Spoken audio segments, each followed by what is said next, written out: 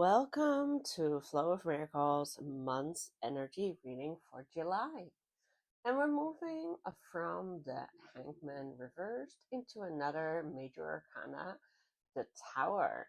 And that means that some of the decisions we make this month will have repercussions for a longer period than just the month of July. For many people, the tower is not a welcome visitor. It means that we need to reassess, recover, and find our freedom. When the tower shows up, it means that we have been building something that hasn't worked for us, and usually in a flash, it will come tumbling down. So that often means that this month you might have an unexpected shock. It might be the end of something you really cared about, like being fired from your job, or the end of a friendship or relationship. And that can be really tough to deal with, especially after the reflective nature of the hangman reversed. However, if you look at it closely after things have calmed down, you will notice that if you've done your homework with the hangman reverse last month, some of these things could have been prevented. Some of these things were long standing patterns and they needed to be released. It's just that if we don't do it in a slow, reflective, or methodical fashion, it will happen like a thunderbolt just hit us out of the blue because we haven't been listening to guidance, because we haven't been truthful with ourselves. And because of that, many people are not happy when the tower shows up because it means stuff will be shaken and stirred up, and we need to let that happen. And most of us prefer an easy life where there are no storms and no stirred feelings, and things can just calmly move on.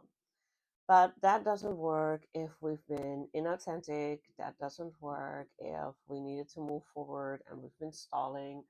So now here it is, the tower.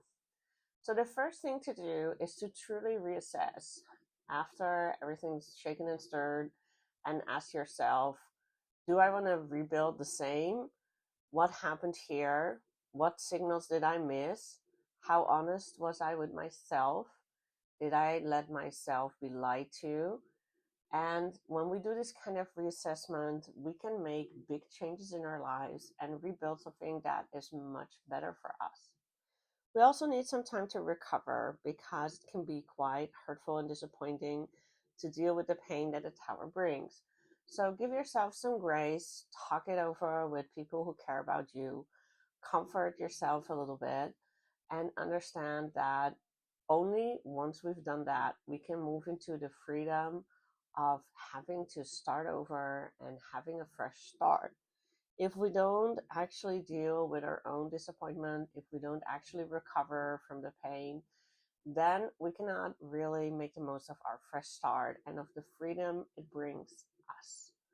So that moves into the don't.